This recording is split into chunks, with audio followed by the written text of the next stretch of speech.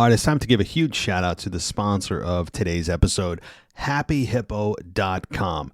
So if you guys haven't checked this out, you got to go to happyhippo.com because they have some of the highest quality kratom products that I've ever come across. And if you guys aren't familiar with what kratom is, it's an herbal substance that has many different uses, everything from a balanced mind to energy. It can help you relax. And my wife and I, over the last couple of weeks, have tried out some of their products.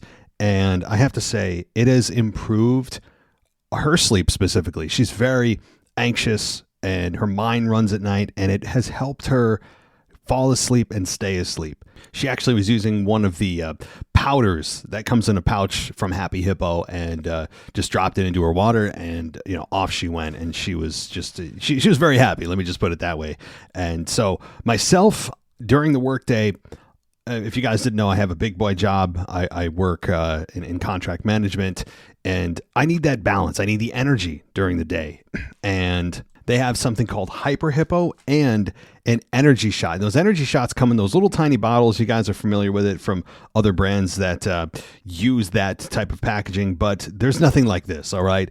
This energy shot, I take it, easy to take, and within minutes, I feel the effects. There's no massive crash after I take it either, which is a huge deal, right? How many energy drinks have you taken and coffee have you drank throughout the day that just leads to the massive crash? Well, this doesn't, and it's an all-natural herb. And I'm telling you right now, it will help you get through your day. It can help you relax, depending on the type of product you're looking for. Happy Hippo delivers. And guess what? Right now, if you have an order of 200 or more, you can get free next day FedEx shipping. And also, their stuff tastes great. So check out happyhippo.com. Support the WWE podcast and Happy Hippo. And do yourself a favor as well, guys. I'm telling you right now, if it can help my wife go to sleep, for somebody as anxious as she is and as somebody that needs as much energy as I do during the day to do this podcast and to do my job during the day.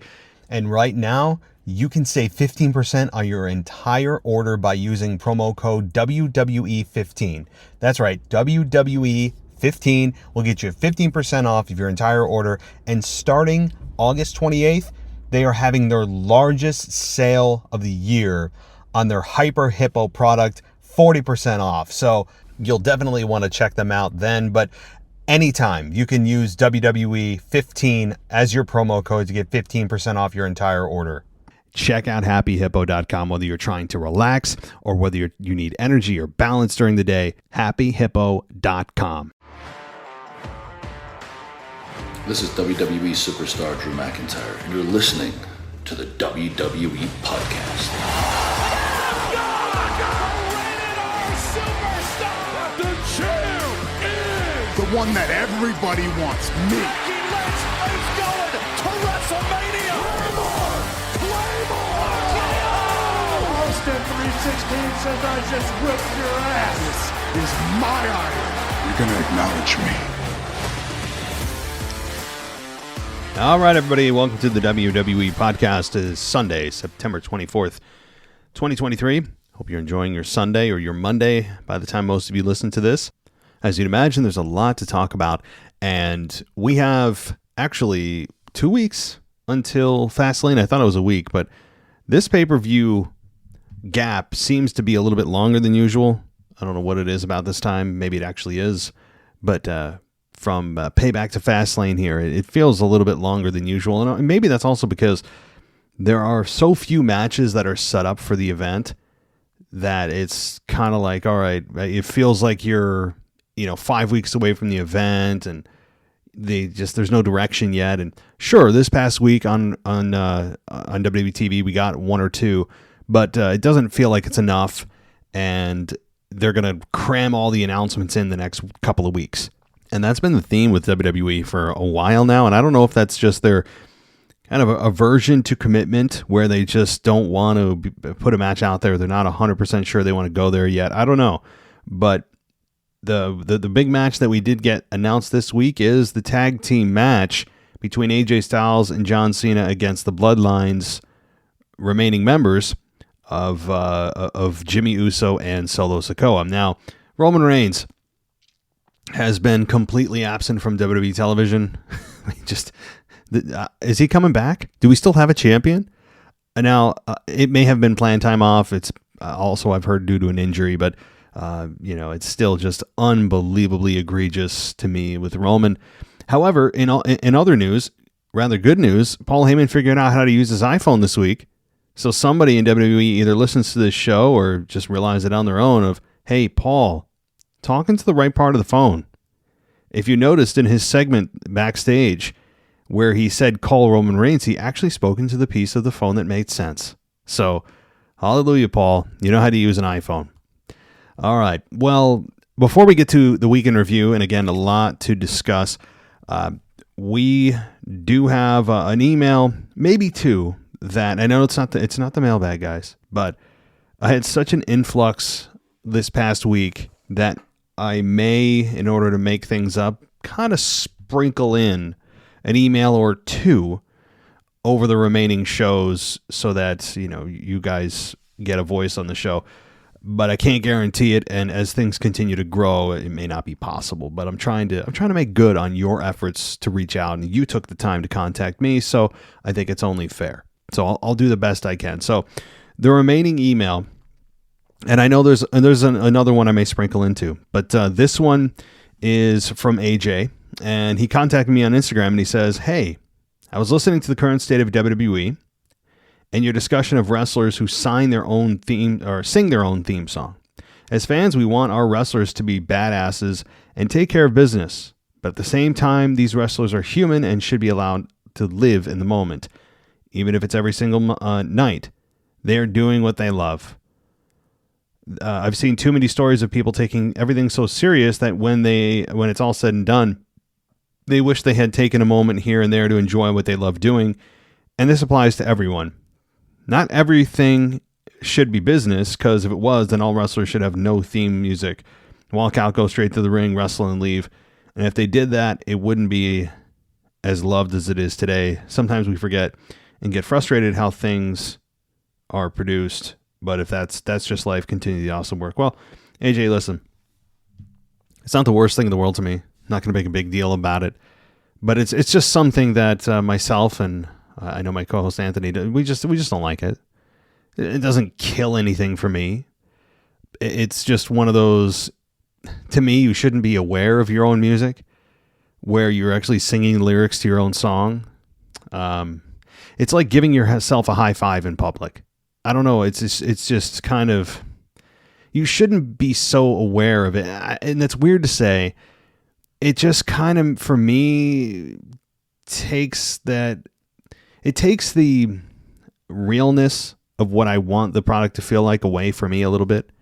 And again, I'm not going to sit here and rant and rave about it, but it's just, for me, not my cup of tea. I know they want to live in the moment, but you know what? There's ways to live in the moment that aren't singing your own theme song, meaning you get to go out there every night and do what you love. You get to go out there every night and, wrestle in front of thousands of fans.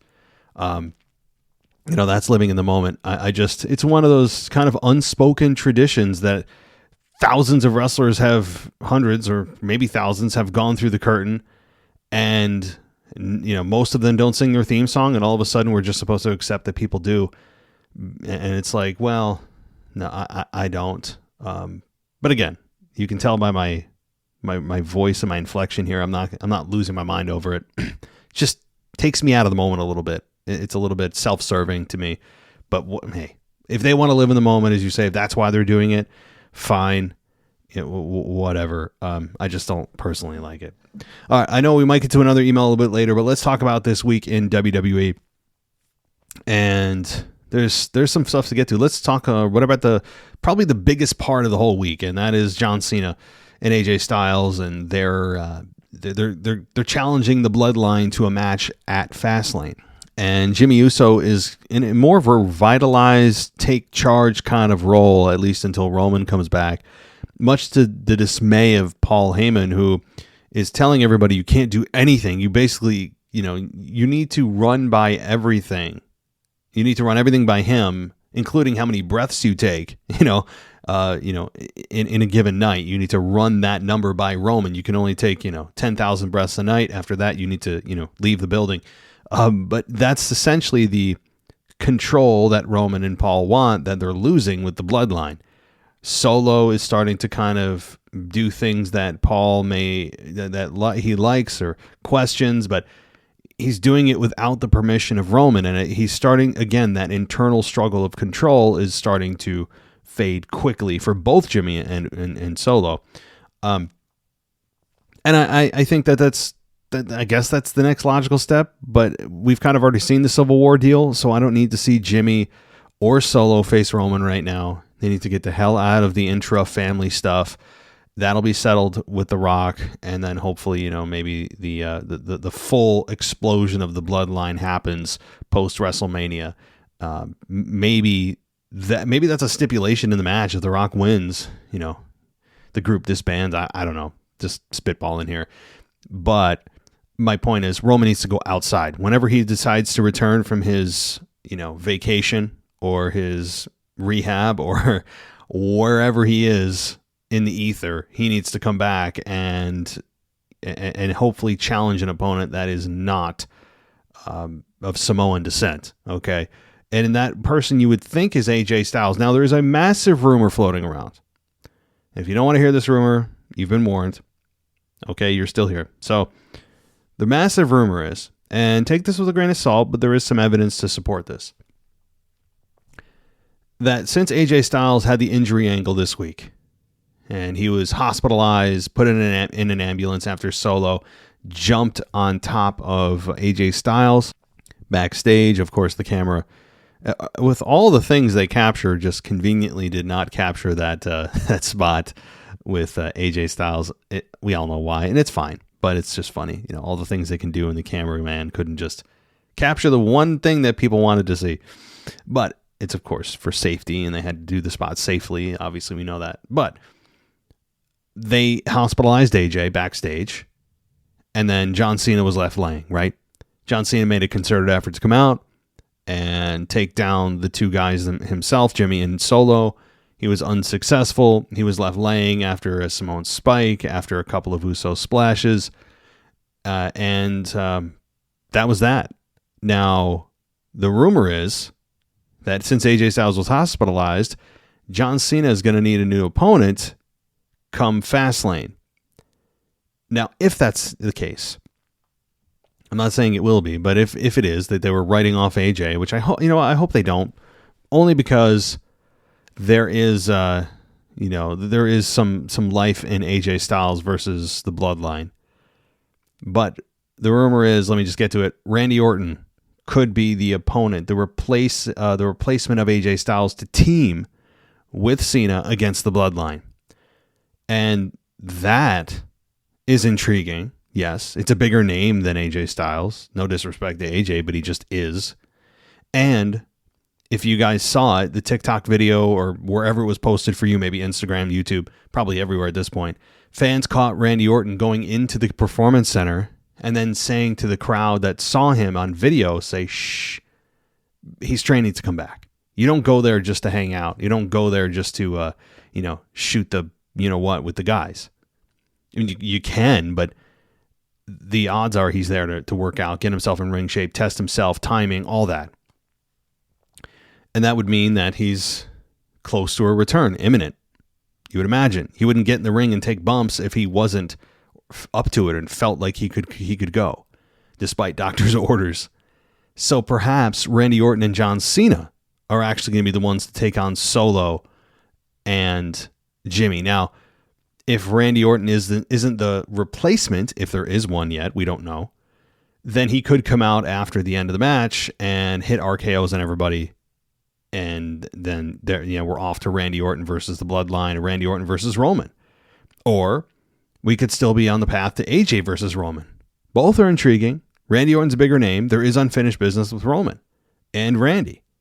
If you remember, like 18 months ago, Randy Orton was taken out by the Bloodline. So just a little bit of food for thought. I'm not trying to start anything. I'm not saying it's going to happen, but I'm just letting you guys know what the latest and greatest rumors are. Anyway, back to reality. So John Cena was left laying. Paul Heyman, after both Jimmy and Solo signed the contract for the match at Fastlane, you could see Paul Heyman in the background visibly upset and just like, what are you doing? How many times, basically telling him, how many times do I have to tell you, you don't do anything without the tribal chief's approval, and that's his whole thing. There is such a tight knit control that Paul Heyman's losing. So it's going to be interesting to see when Roman Reigns comes out of his hibernation, where exactly he's going to land with all of this. So that was the big takeaway from SmackDown. Now, the other takeaway is, and you can hear all of this on the SmackDown review that Michael Ritter did. As always, really great review. And shout out to Michael Ritter, who does an awesome podcast called Football Function. Guys should check it out. Talented as hell. You guys know how great of a job he does on this show. It's even better, dare I say, at Football Function. And boy, are we in the heart of the football season now. And I won't get into the NFL and fantasy, but it's always a love-hate relationship with Sunday and Monday, isn't it? My fantasy team is, I feel like the season's over, and we're only on week 3. That said, check out Football Function, guys. But my point is, beyond telling you to go check out his review of SmackDown, is that we had a women's championship match with Asuka and Iyo Sky that I thought was really, I enjoyed the match. I enjoyed it more than I thought I would. I will say it was a little bit underwhelming given the 2 stars that we had kind of fantasized for a little while. Of like, oh, that'd be fun when they finally link up. Like, that's going to be a fun little program. And I think it wasn't as fun as it could have been because the build wasn't too long. Also, the promo wasn't great. Again, they didn't give the women enough time to kind of chat with each other. I don't care if there's subtitles. They want Shinsuke Nakamura, the thing they could have. And, also it took place on a SmackDown. And I know that we've all become accustomed to, out of nowhere, that championship matches take place on the Raw and SmackDown because they can't load up the pay-per-view card too much, right? I understand that. But it does take something away from a match. When you have a title match on television and not a PLE, there is something missing and will forever be missing. No matter how many title matches we see on Raw or SmackDown, there is something about a title match on a PLE that makes it feel extra special. So that didn't help either.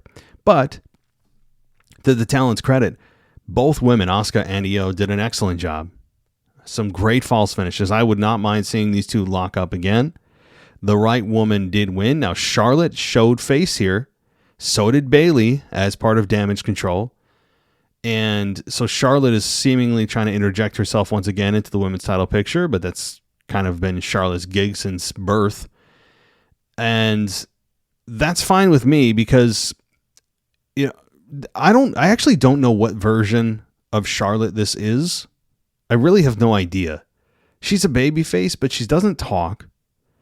She is, I don't know how to kind of speak about how, or like her aura, like what, I don't know what her mission is right now. She did get into a scuffle with Bayley, so next week we're going to have Charlotte versus Bayley, and great. I'm looking forward to that match. I know that, we've seen it so many times. 2 big names. It's going to probably be a one-off for a little while. I don't think this is going to go too long.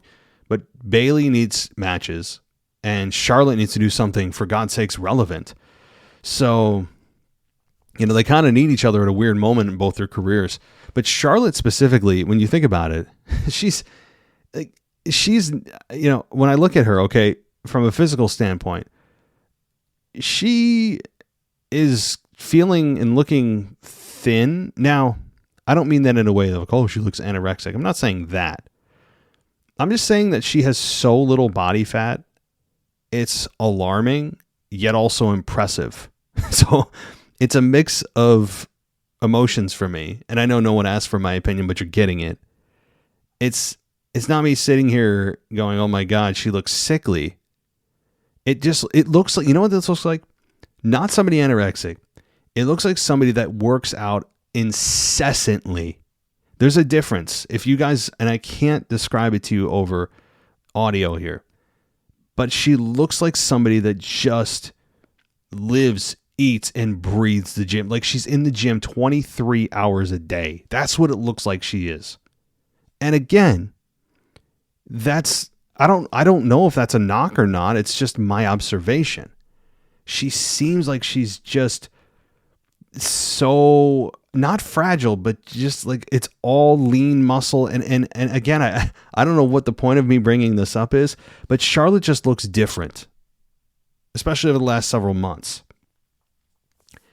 And, credit to her. I mean, that's not easy to maintain a body with zero body fat. Like that's incredibly difficult. The discipline to do that is crazy. Now, again, I know a lot of the men do the same thing and some of the women do too, but there's something about Charlotte's body lately that makes it look a little unhealthy. Like she just is overcompensating for something in the gym. Like she's just does anybody, I don't know, maybe let me just get off the topic. I just wanted to bring that up.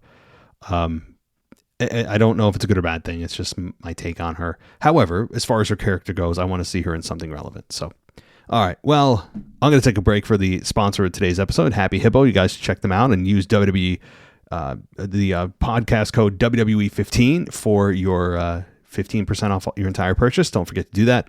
But let's take a little pause for our sponsor, and then we'll be right back. All right, it's time to give a huge shout out to the sponsor of today's episode, happyhippo.com. So if you guys haven't checked this out, you got to go to happyhippo.com because they have some of the highest quality kratom products that I've ever come across. And if you guys aren't familiar with what kratom is, it's an herbal substance that has many different uses, everything from a balanced mind to energy. It can help you relax. And my wife and I, over the last couple of weeks, have tried out some of their products. And I have to say, it has improved her sleep specifically. She's very anxious and her mind runs at night, and it has helped her fall asleep and stay asleep. She actually was using one of the powders that comes in a pouch from Happy Hippo and just dropped it into her water, and off she went, and she was just she was very happy. Let me just put it that way. And so myself, during the workday, if you guys didn't know, I have a big boy job. I work in contract management, and I need that balance. I need the energy during the day, and they have something called Hyper Hippo and an energy shot. Those energy shots come in those little tiny bottles. You guys are familiar with it from other brands that use that type of packaging, but there's nothing like this. All right. This energy shot, I take it, easy to take, and within minutes, I feel the effects. There's no massive crash after I take it either, which is a huge deal, right? How many energy drinks have you taken and coffee have you drank throughout the day that just leads to the massive crash? Well, this doesn't, and it's an all-natural herb. And I'm telling you right now, it will help you get through your day. It can help you relax, depending on the type of product you're looking for. Happy Hippo delivers. And guess what? Right now, if you have an order of 200 or more, you can get free next day FedEx shipping. And also their stuff tastes great. So check out happyhippo.com. Support the WWE podcast and Happy Hippo. And do yourself a favor as well, guys. I'm telling you right now, if it can help my wife go to sleep, for somebody as anxious as she is and as somebody that needs as much energy as I do during the day to do this podcast and to do my job during the day. And right now, you can save 15% on your entire order by using promo code WWE15. That's right, WWE15 will get you 15% off of your entire order. And starting August 28th, they are having their largest sale of the year on their Hyper Hippo product, 40% off. So you'll definitely want to check them out then. But anytime you can use WWE15 as your promo code to get 15% off your entire order.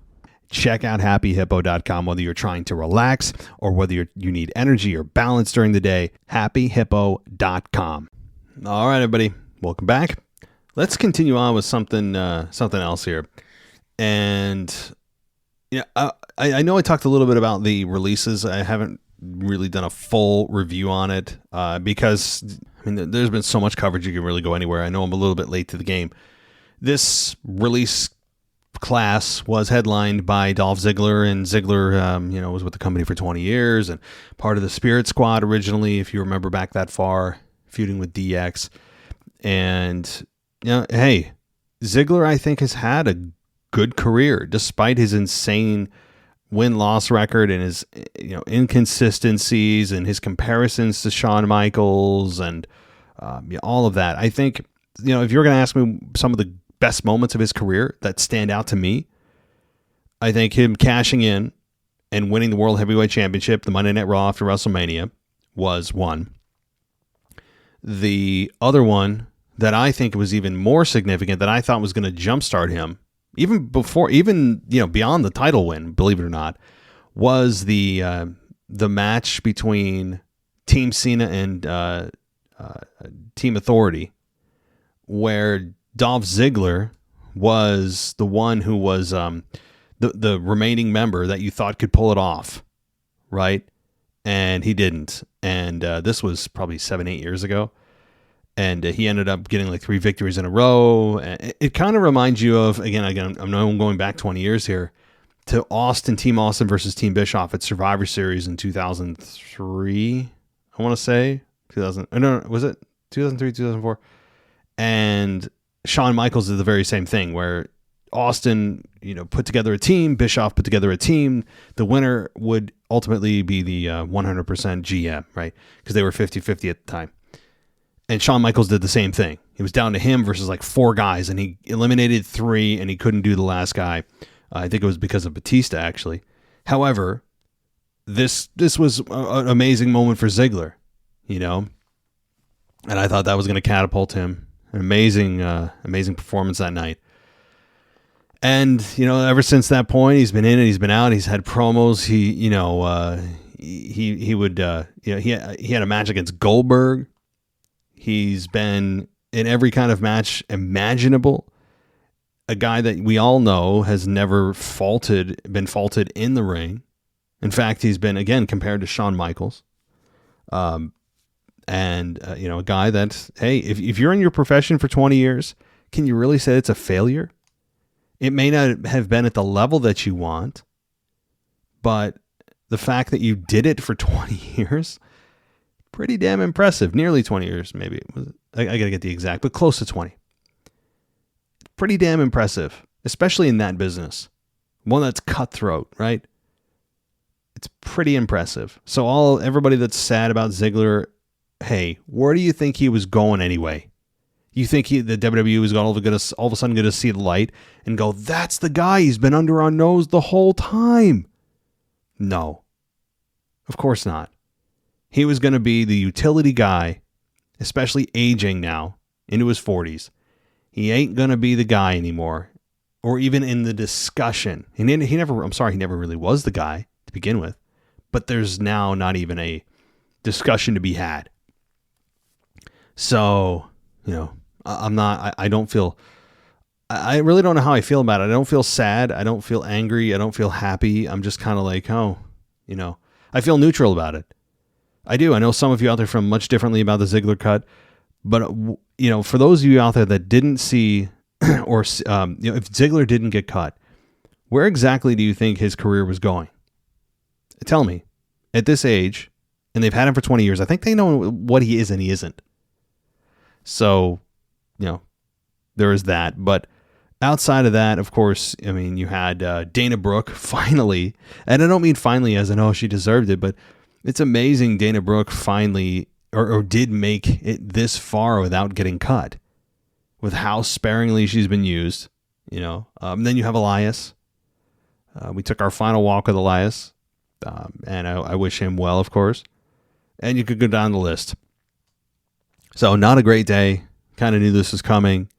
We heard rumblings, and with any merger, more often than not, there are cuts and trimmings and all of that. And that's what happened here.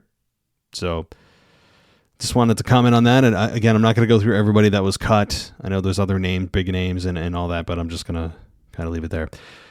All right, let's continue on with the weekend review here. And Bobby Lashley. Let's talk a little about good old Bob. All right, because this was interesting to me, and I don't know exactly where they're going with this, and maybe that's a good thing. But with Bobby Lashley attacking the Street Profits after they lost their match, and they lost their match pretty, I would say it was clean because they should have won given the interference from Bobby and his, attack on Rey Mysterio. They should have won and they didn't. And they got rolled up by Rey after he was slammed by Bobby behind the referee's back. And then Bobby Lashley walked out on them. And then backstage, you saw Bobby Lashley say he wants his suits, he wants his ties back, he wants basically everything. And he's going to go find somebody else that can, man up, basically. And Michael Cole put the narrative out there pretty well. The story they're trying to tell is the Street Profits have been all about entertaining and all, which is just the worst. It's the worst word you can ever use in pro wrestling is entertaining. But that's what Michael Cole said, and they're out there to have fun and all that. But he said that they're now struggling with this new mentality. They're struggling with the more aggressive side. And I like that. That's true. That's kind of the message I've received while watching this is that's not normally how they like to win matches. And now Bobby's saying, no, you need to take advantage of these types of opportunities. And they're saying, their instincts are, hesitation is there in their instincts. And that's why they didn't do what they did and take advantage. And that's why they lost. So Bobby is saying, no, you need to embrace this new method of winning matches. And they just don't want to do it. So I don't know if this is the end of this group. I feel like they just got started. So I hope not. I hope there's more of a story to tell. My hunch is that they do, in fact, embrace this new opportunistic side, call it heel side, whatever it is. This is kind of turning them heel, but we'll see. The follow-up is going to be key here. That said, we already have enough heel damn groups in WWE. I don't think we need more heel groups. We need babyface groups. So factions, whatever you want to call them. So I'm not sure what to make of this. I would imagine that they see the dark side and they go there and then the people react the way they will. The argument though is if they don't, how's your entertainment-y strategy working there, Street Profits? What exactly have you done lately or in the last couple of years that have been significant doing this entertainment solo cup nonsense, right? What has that gotten you? So that's my take. I'm intrigued. And that's a compliment to the storyline. We'll see how it plays out, and we'll see if this is a full heel turn or just they're going to go with how the crowd reacts to it. They turn them heel, but we all know how that happens sometimes where WWE turns a group or individual heel. And in fact, it has the opposite reaction from the crowd. So perhaps a more aggressive side of the Street Profits may actually create a more positive reaction for them. All right, I'm going to sneak one more email in here. Maybe you guys won't notice. I'll kind of do it right into your nose and you won't notice. But he's a patron. Okay, so I want to get it into, and it's Bad Fish. He says, I hope everyone's doing good. You asked how we would book WrestleMania, the WrestleMania situation, and honestly, I think the only way to do it is to have LA Knight win the Rumble and not challenge Roman. Stick with me here. I think Seth won't hold his title until then. I do believe Damien's going to win at some point. Maybe the fans will be disappointed when he challenges Damien and not Roman, but hey, weren't we all disappointed when Rhea challenged Charlotte? Yes. And that turned out to be one of the match of the year candidates. I think once WrestleMania rolls around, the fans will be happy enough with LA Knight winning a title, period. Plus, he could go to Raw afterwards with the draft and have a program with Gunther. It's weird I don't want to say it's weird. This is weird is the right word. It's a weird year because Rock Roman seems, while it's not official, is now clogging up a perfect scenario that would have otherwise been there for LA Knight had The Rock not been there. And if LA Knight wins the Rumble and then challenges Seth, I think some people may look at that as kind of like, well, dude, why are you not challenging Roman? And perhaps The Rock beforehand solidifies that. Maybe they have a contract signing well before the Rumble said that the Rumble winner, can't challenge Roman. They can only challenge the World Heavyweight Champion. So maybe that's what they do to add to Mr. Badfish.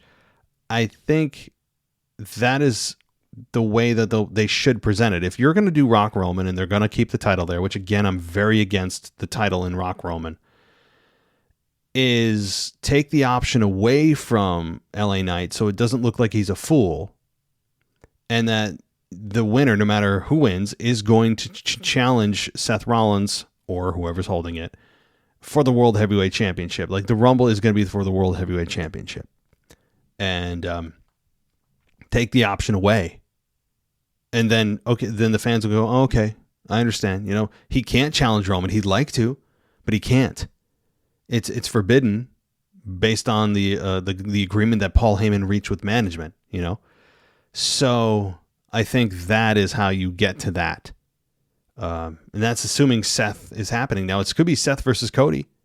People are talking about Seth and Cody for WrestleMania. And I think that is a hell of a matchup, part 4. There's a hell of a history there, and they kept teasing it over the last several months, but they keep getting interrupted every time they confront each other.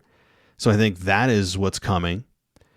And, I know a lot of you out there are thinking about, well, Cody Rhodes should face Roman to finish his story and all that. Now, look, I'm not going to get into the Cody Rhodes diatribe about why his babyface character is the drizzling you-know-what.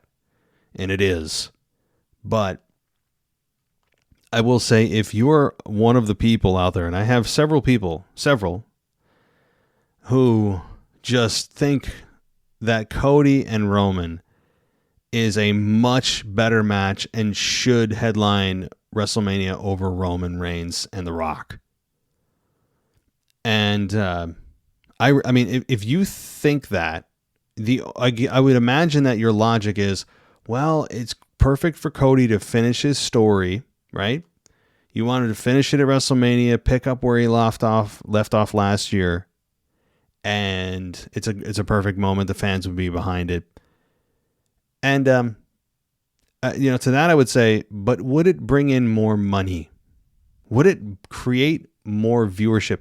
Would more eyeballs be on Cody versus Roman or The Rock, the biggest star in the world, over versus Roman Reigns? There is no denying. I don't care what you think about a storyline.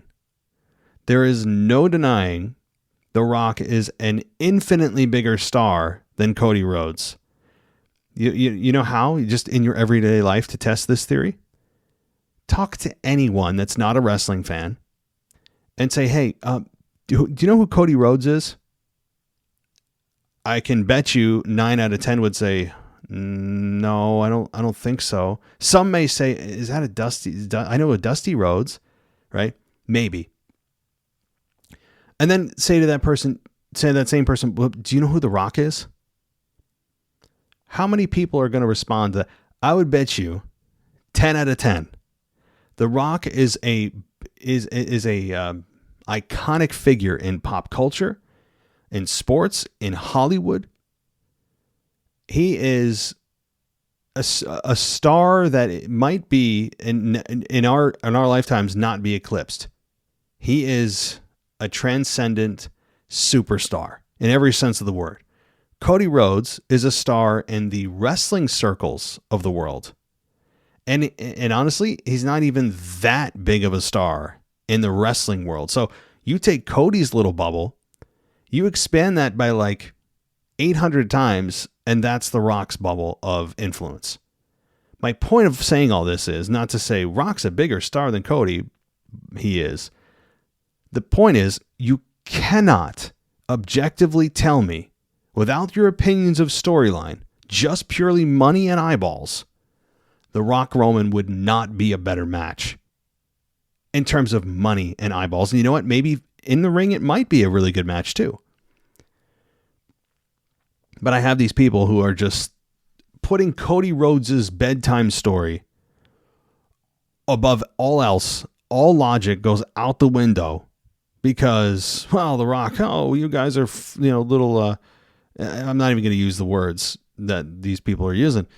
But, if you, I don't know what to say if you think The Rock Roman is not a bigger match. It may not be the one you want, and maybe that's your problem. Like you want a certain match of Cody versus Roman, and to you, since it's the one you want, you're going to kind of curate reality to what you wish it was instead of what it actually is.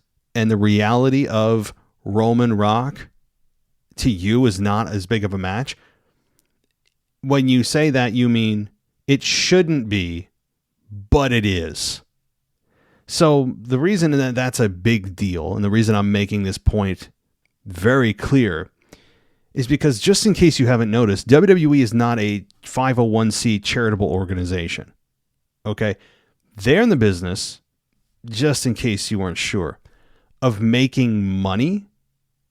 So I'm pretty sure they like making money. I mean, it's a hunch. And that would mean that if they're going to put a WrestleMania main event out there at WrestleMania 40, they have to look at this and go, well, which one's going to bring us more money and eyeballs? And I think we now know the answer to that. So regardless of how your tummy feels about Roman Reigns taking on Cody Rhodes to finish his cute little story, the fact is that the men are now in the room here, okay? And it's Rock, Roman, WrestleMania 40. It is the only way. People telling me, oh, it's rushed. I actually had somebody say that to me, that it's being rushed. In what world is Rock Roman being rushed? How? Yeah. And then because think about this. We've been asking for Rock Roman for like 3 years. And also, well, he's not really back. The Rock's not really back. Was Stone Cold Steve Austin back when he took on Kevin Owens? And do you hear the reaction for Stone Cold Steve Austin? Was Undertaker really back once a year for WrestleMania for like 10 years? When he would prepare himself for one match? Triple H, same thing. John Cena, same thing. Edge, same thing. Go down the line. Does somebody really need to be, quote unquote, back to have a match? Have you watched wrestling in the last 30 years? Someone doesn't need to be back full time in order to qualify for a main event match. It may not be what you want, but it's reality. And I know people hate when you tell them the truth that they don't want to hear. So I wanted to just respond to a few people out there, several actually, that are just not happy with this whole Rock Roman thing. And they don't want it to be these things, but they are. And not sorry that your tummy hurts about it. All right. Well, let's continue on. I know you have a little bit left here, and this is actually pertaining to Rock Roman. And you said that personally, I could see them booking a non-title match. The Rock can talk about how he doesn't need the belt. His accolades speak for themselves, and he only came back to show Roman what a true leader is. This could include a good bloodline story where they don't know who to follow. And in the end, Roman is humbled, and that's when they turn babyface. That could be the end of something and the start of something new that The Rock was alluding to in his Pat McAfee interview. Sorry for the long letter. No, it's not a long letter. Trust me. I mean, you guys hear the mailbag. Some of the things you guys write are a lot longer than that. But that's excellent. That's exactly what they should do. And people have been talking to me. They're not going to turn Roman babyface. Yes, they are. Oh, they are. In fact, it almost happened over the last year with Sami Zayn and the interactions and chemistry he had with Roman and the bloodline getting cheered every time that they came out. I mean, you can't tell me that Roman's not going to turn babyface. He is. Okay? And that's a perfect way. If Rock is talking about, well, we need something more than just a match. I want it to be the beginning of something. That's a great way. A great way is to now see what the tribal chief babyface looks like. What is that? That is exactly, hopefully, what you could do. If I'm The Rock and I'm thinking, hey, okay, well, what we got to start something new, that's a perfect way to do it. Because we've seen that Roman is heel. We know what that is. And strike while the iron's hot, man. Nobody's injured right now. Well, at least injuries that won't lag till WrestleMania. Rock is in incredible shape. He always does keep himself in shape, but the key is it's not always about just being in shape. It's ring shape, right? We hear about that all the time, but there is a difference. It takes time to prepare. The writer's strike in Hollywood, you think that's going to go on forever? No, which means The Rock will be back in business, making movies, doing his thing. And, also, you never know what could happen over the next year. God forbid, right? Tomorrows aren't guaranteed.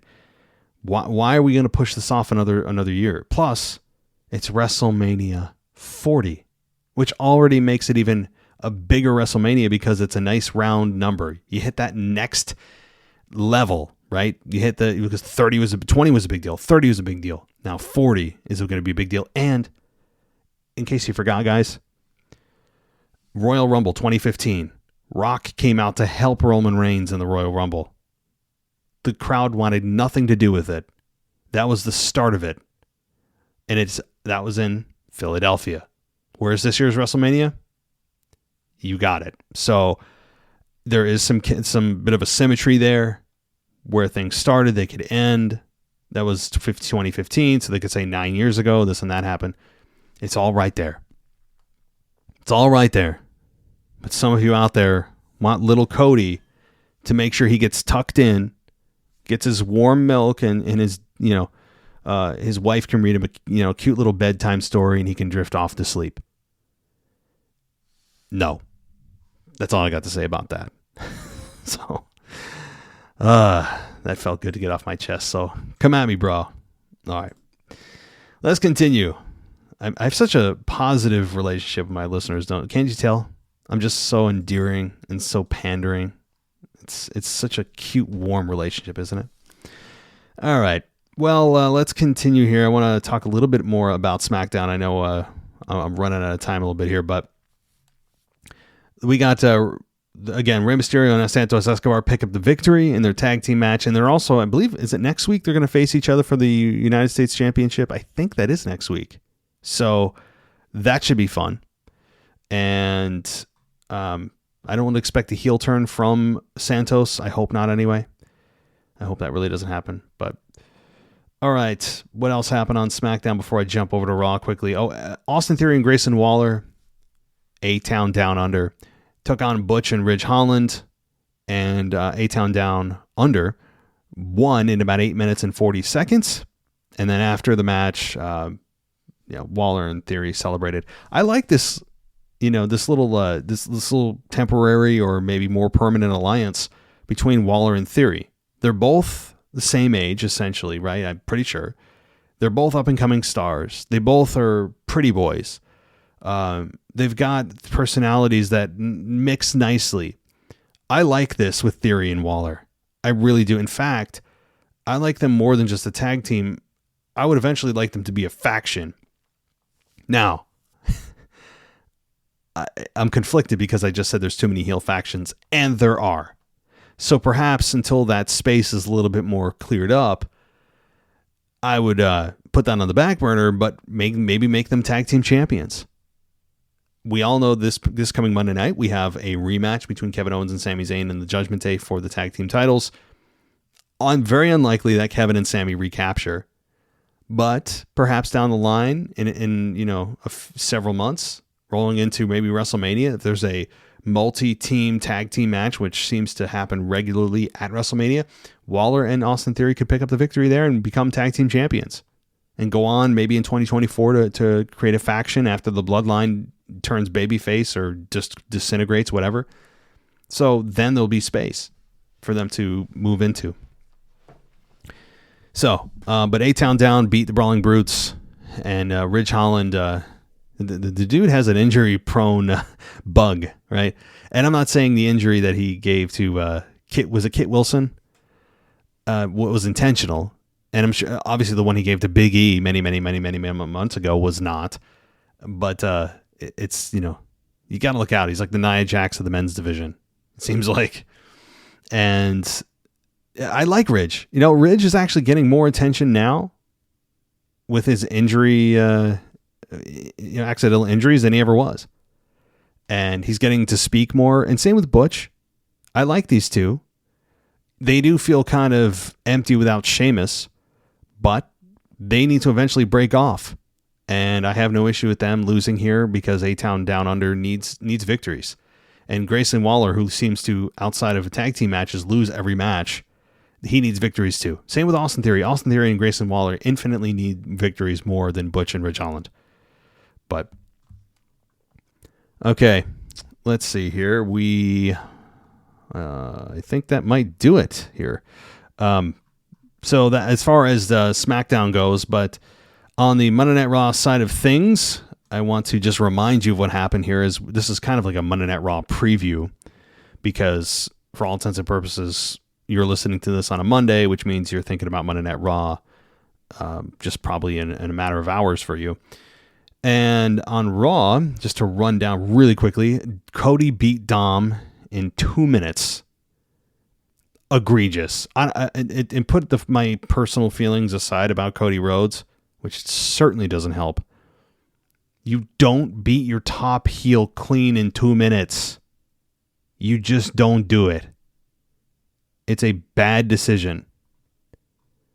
But anyway, we've got WWE embracing the Nia Jax injury thing, which I don't know if this is going to continue. I said that this would have to be several weeks in a row for me to feel like they are going to turn this negative into a positive and turn it around on the fans, where the belief is, the general feeling is, and the over kind of really over, I don't want to say it's overcompensating. It's over exaggerated of Nia Jax injuring everyone she works with. It is. It's a little unfair to say that. I mean, she hasn't, but if WWE is going to go with Nia Jax there to just hurt people, that is a perfect narrative. Lean into it. Stop, don't avoid it. In fact, take it, embrace it, triple down on it, and use it as your gimmick, as what your mission statement is to be here.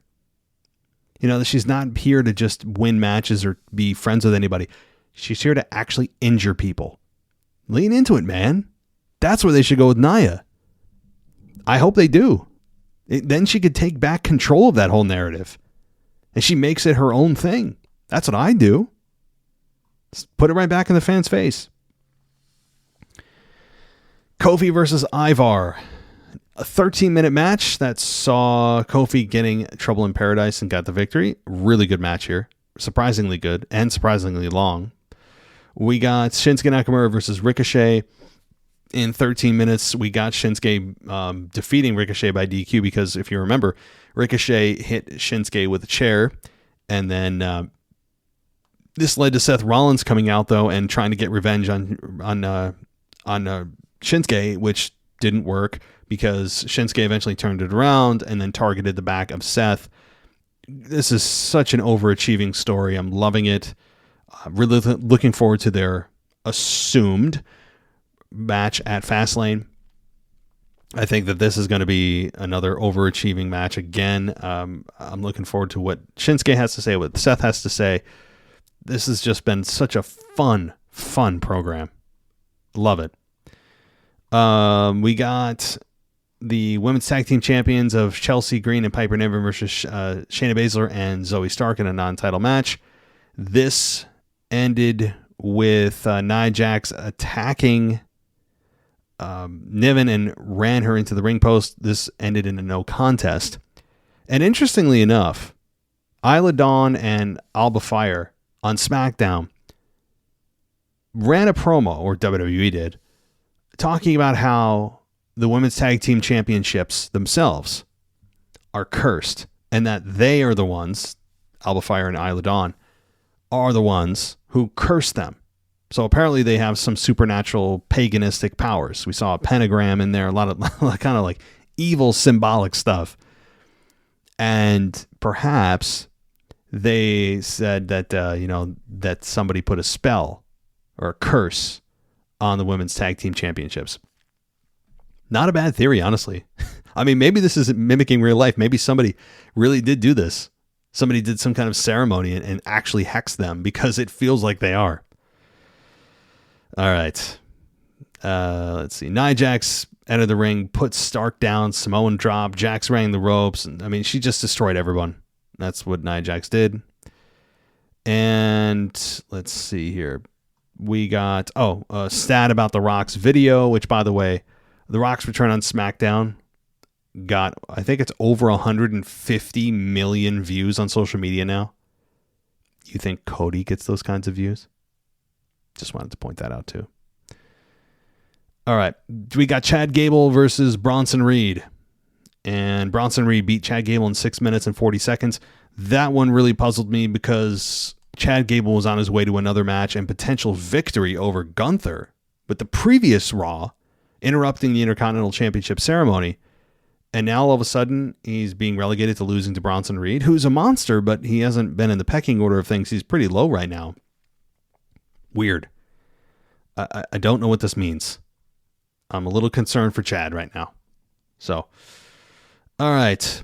Then we got Becky Lynch versus Natalya for the NXT Women's Championship. And Becky Lynch beat Natalya in 8 minutes and 20 seconds, as we all knew it would happen. And then afterward, Irvin did the she was backstage and did the new routine and added the NXT Women's Champion, Becky Lynch. You guys can probably hear my phone going off here. I've got my, it's all fantasy football stuff. Anyway, we then got Tommaso Ciampa versus Giovanni Vinci in 3 minutes and 25 seconds, where Tommaso beat Giovanni. And then Jey Uso versus Drew McIntyre was the main event of the show. That hinted at a Drew McIntyre heel turn. Now, the match itself, no problems. Very fun. You could watch these guys go for 20, 25 minutes. This went 14 minutes where Drew beat Jey. But the kind of a fly in the ointment here is that the finish was Jey giving Priest a fist bump, and then he turned and super kicked him. Jey followed up with super kicks on Balor and Dom, who were on the ring up on the apron. But the distractions of the Judgment Day that Jey had to deal with ultimately led to a Claymore from McIntyre. So we have McIntyre take advantage of those distractions where the Street Profits would not here. And McIntyre won, left, and then the Judgment Day beat down on Jey. And then you saw the internal turmoil going on with Drew, who eventually thought better of it and left. He almost came back to make the save, but didn't. And that to me that's the hook, right? That's the hook, because many people are expecting Drew to turn heel, and that's a significant piece of evidence. It's a significant piece of evidence, and a heel Drew is something we have not seen in like 4 years since Shane McMahon was with him. Well, maybe it was even 5 years. I mean, was it 2018, 2019? It was before the pandemic, and that was a fun Drew. This is going to be a more fun Drew as well. You know, it may not be a heel turn. It could have just been him, and he's justified not to help Jey. See, that's the thing. If they were just a random tag team and there was no bad blood between them and they were just happened to be put together, then you could say it's definitely a heel turn. This may not, be only because there's such significant reason for Drew not to help Jey because of everything that Jey did to him and everyone else in the locker room when he was part of the bloodline. So, Drew, if in a way, is justified not to help Jey. Drew doesn't have to help him. So, we'll see if this continues to compound, though. It was something, though, if you're looking for evidence of a heel turn for Drew. Very big piece of the puzzle there. We'll see if that continues Monday night. But overall, no LA Knight this week. I guess he's sick. I have to look at, I don't know if it's COVID or what it is, but no LA Knight this week, which was a bummer. Much lower star power. Now, you did get John Cena, who without John Cena, I mean, that show would have been a little bit low on star power, that's for sure. Not the most exciting of SmackDowns in the world, but one that saw things progress, and you want to see what the card's shaping up for at Fastlane. You want to see how the things are going to fall and who could face who. And right now, very few confirmed matches. So in the next week or so, you would imagine that there are going to be a significant ramp up of announcements for matches. So I'm looking forward to that. And then we can all start talking about Crown Jewel, because that's next, which Roman Reigns is, from what I understand, slated to actually appear and defend his championship. And you would imagine, I say that a lot, but you would think, how about that, it's AJ Styles. Because if it's not, I mean, it could be Randy Orton if he teams with Cena, if AJ's injured. But AJ Styles, if he's injured and hospitalized by the bloodline, has also a really good case, as does a potential returning Randy Orton. So things are looking up for a Roman Reigns outside the bloodline title defense. And I think that'll be something we can all look forward to, right? Because Roman Reigns has defended his belt he's defended it at WrestleMania, and then he defended it at SummerSlam, right? And then after that, when did he defend it again? Was it at Payback, right? Against Jey Uso. So long gaps in between his appearances and his title defenses. He's defended it like twice since WrestleMania. Am I wrong on that, or am I just too tired? It's crazy. It's inexcusable, but it's still the most important championship in WWE right now. It's the most prestigious. Let's put it that way. All right, that'll do it for me, guys. Remember, go ad-free. Patreon.com/WWE podcast. Gets you in the door. There's a free trial going on right now. You can also do a free trial on Apple Podcasts, which offers ad-free everything right in the Apple Podcast app. WWEpodcast.com, WWEpodcastshop.com. And you guys can check us out there. And I think that'll do it for me. So with that said, guys, thanks so much for listening. And I'll be back tomorrow with Anthony and Marco to cover more of the current state of WWE. Don't miss it. And I'll talk to you next time. All right, it's time to give a huge shout out to the sponsor of today's episode, happyhippo.com. So if you guys haven't checked this out, you got to go to happyhippo.com, because they have some of the highest quality kratom products that I've ever come across. And if you guys aren't familiar with what kratom is, it's an herbal substance that has many different uses, everything from a balanced mind to energy. It can help you relax. And my wife and I, over the last couple of weeks, have tried out some of their products. And I have to say, it has improved her sleep specifically. She's very anxious and her mind runs at night, and it has helped her fall asleep and stay asleep. She actually was using one of the powders that comes in a pouch from Happy Hippo, and just dropped it into her water, and off she went, and she was just she was very happy. Let me just put it that way. And so myself, during the workday, if you guys didn't know, I have a big boy job. I work in contract management, and I need that balance. I need the energy during the day, and they have something called Hyper Hippo and an energy shot. Those energy shots come in those little tiny bottles. You guys are familiar with it from other brands that use that type of packaging, but there's nothing like this. All right. This energy shot, I take it, easy to take, and within minutes, I feel the effects. There's no massive crash after I take it either, which is a huge deal, right? How many energy drinks have you taken and coffee have you drank throughout the day that just leads to the massive crash? Well, this doesn't, and it's an all-natural herb. And I'm telling you right now, it will help you get through your day. It can help you relax, depending on the type of product you're looking for. Happy Hippo delivers. And guess what?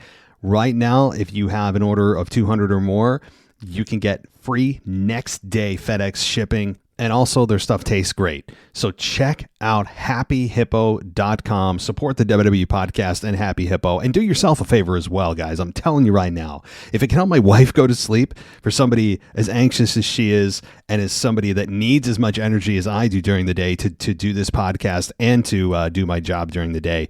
And right now, you can save 15% on your entire order by using promo code WWE15.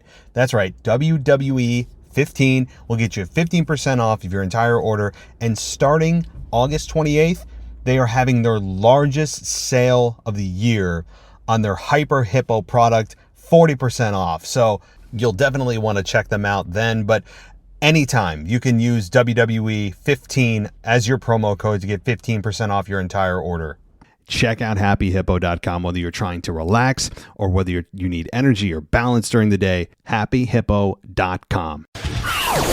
Thanks for listening to the WWE Podcast. Don't forget to subscribe on your favorite podcast app so you don't miss a show, or head to WWEpodcast.com.